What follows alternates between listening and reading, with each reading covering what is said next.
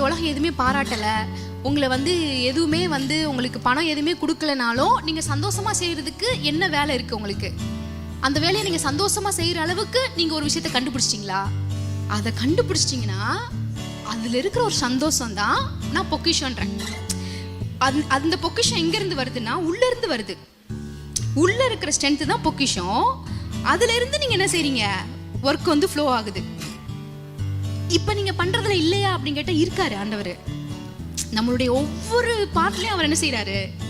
இருக்காரு, இருக்க தான் செய்கிறாரு. இருந்து என்ன பண்ணுறாரு அப்படின்னா நம்மளுடைய பர்பஸ்க்கு நேராக கொண்டு போயிட்டு இருக்காரு. இப்போ ஏதோ இடத்துல இருக்கேனே, நான் வந்து ஒரு என்னுடைய பர்பஸ், என்னுடைய ஆண்டவர் என்ன ஸ்ட்ரென்த் கொடுத்தாரோ அதை நான் செய்கிற மாதிரியே எனக்கு தெரியலையேன்னு நீங்கள் சொன்னாலும் கூட, நான் ஆண்டவர் என்ன நோக்கத்துக்காக என்னை சிருஷ்டித்தாரோ அதை நான் செய்யலை அப்படின்றதுனால ஆண்டவர் உங்களோட இல்லைன்னு அர்த்தம் கிடையாது.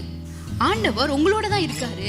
ஈச் அண்ட் எவ்ரி செல்லையும் அவர் கலந்துருக்கிறாரு. கலந்து என்ன பண்ணுறாரு? பரிசுத்தாவின் உள்ளுக்குள்ளே இருந்து இந்த திரியமே வேலை செஞ்சு உங்களை எந்த நோக்கத்துக்காக படைச்சாரோ அந்த நோக்கத்துக்கு நேரம் உங்களையும் கொண்டு போகுது, ஹோல் மனுக்குலத்தையும் கொண்டு போயிட்டு இருக்காங்க.